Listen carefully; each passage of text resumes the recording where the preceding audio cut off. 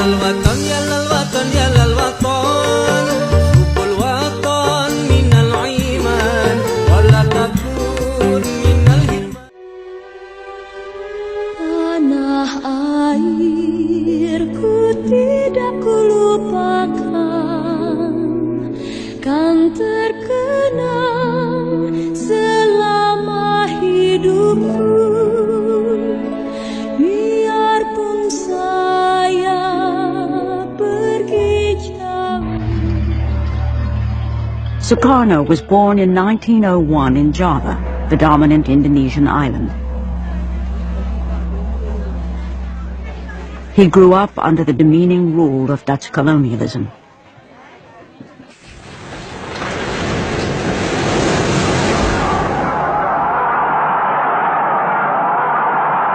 Soekarno was an ardent nationalist who led Indonesia's independence movement. He became president of the new Republic of Indonesia in 1949. Belum ada yang menandingi Soekarno sampai sekarang.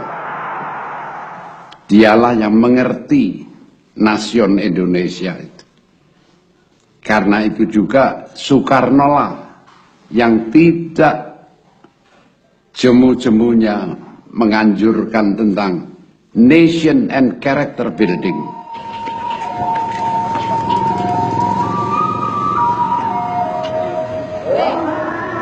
President Sukarno's ambition was to unite a new nation from a clash of cultures, languages, and the world's main religions.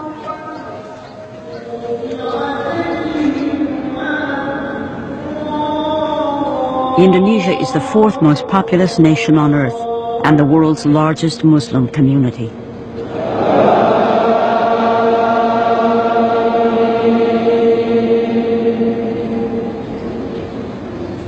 Kepribadian banteng. Maka karena itu, ayo maju terus, jebol terus, tanam terus. Sukarno thought he could preserve his own one-man rule by balancing the competing ideologies inside his country. I tolerate all ideologies.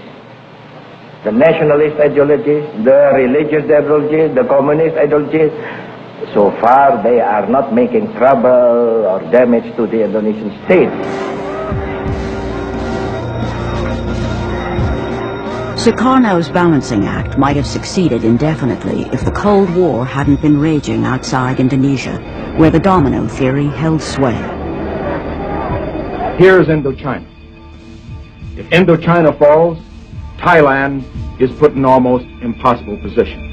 The same is true of Malaya with its rubber and tin. The same is true of Indonesia. If this whole part of Southeast Asia goes under communist domination or communist influence, Japan must inevitably be oriented toward the communist regime. America says welcome in a big way to President Soekarno. Vice President Nixon and State Secretary Dulles are on hand at Washington's National Airport. As leader of the highly strategic Indonesian domino, Soekarno was courted by leaders on both sides of the Cold War. He attempted a policy of neutrality, believing this was the best way for his young nation to gain assistance from East and West.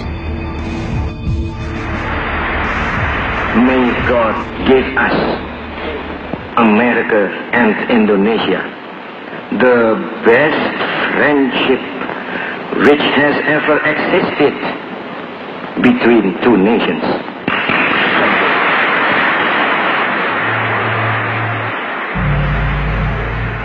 Only 3 months after his address to Congress, he visits China and the Soviet Union.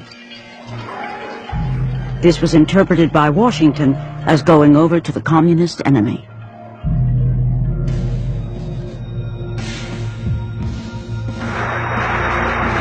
The United States becomes even more alarmed by the success of the Indonesian Communist Party in 1957 elections. Indonesia is now seen as a questionable ally.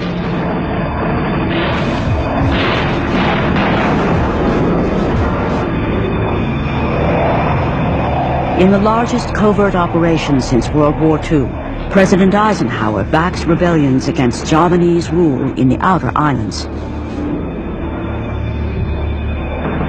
Let's face it, the United States made a horrible blunder in 1957-58 in supporting an independence movement within Indonesia. It was a disaster. We should never have been in it in the first place, and if we were, we shouldn't have been in it the way we were. American involvement was revealed when a U.S. pilot was shot down. The U.S. quickly withdrew support, and the rebellions collapsed. Western intervention had backfired. Having stood up to a superpower, President Sukarno's grip on his country tightens, and he becomes emboldened on the international stage. Soekarno uses the United Nations to protest about Western intervention in his region. I hate imperialism. I detest colonialism, and I fear the consequences of their last bitter struggle for life. We are determined that our nations and the world as a whole shall not be the plaything of one small corner of the world.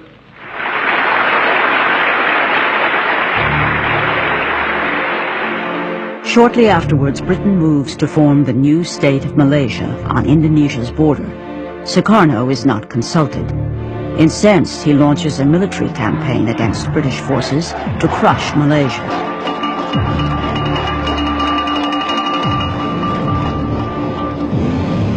Britain's top propaganda specialist, Norman Reddaway, is sent to Singapore to take charge of Britain's propaganda war. What I remember Norman telling me, his mission was very simple. Do anything you can, he was told, to get rid of Soekarno. And he was given a budget. It was a matter of hundreds of thousands of pounds.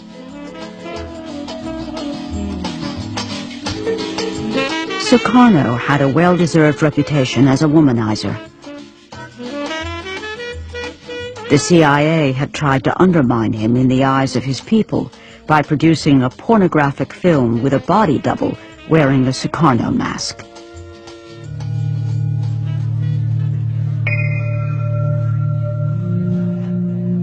At least 6 assassination attempts were made on his life. Soekarno blamed the CIA for most of these.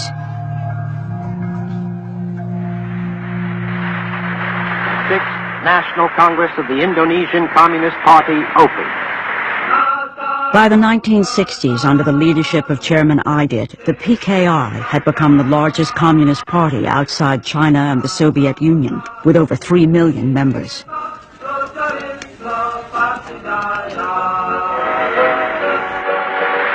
The personal appearance of President Soekarno increases the atmosphere of unity of this gathering. Soekarno himself is a nationalist, not a communist, but he depends on the Communist Party because it can mobilize mass support for his political objectives. In return, Soekarno protected the PKI by banning anti-communist press and by restraining the army, also a potent political force in Indonesia. The chairman of the Communist Party had outlined a new approach of a kind of parliamentary road to power. At the same time, the Indonesian army was fairly unique because it operated also like a political party, and in that sense the Communist Party and the army were in competition with each other, all from the village level up to the capital city. The West, as well as many Indonesians, fear the country is in danger of falling into communist hands. Supporting the army is seen as the best hope for the anti-communist cause. With the PKI growing rapidly under Soekarno's protection, the lines are drawn for an inevitable showdown.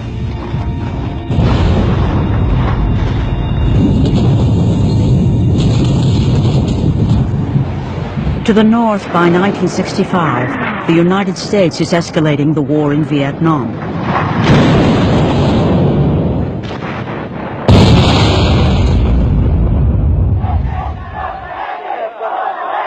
In protest, U.S. buildings in Indonesia become a target.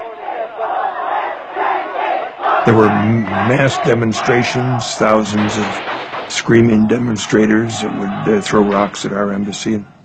several with flaming rags around them. So we were, in effect, public enemy number one at that point. We had replaced the British. Anti-Vietnam War protests are also the order of the day at the University of Wisconsin, where Ibnu Santoro has been studying economics for the past 5 years.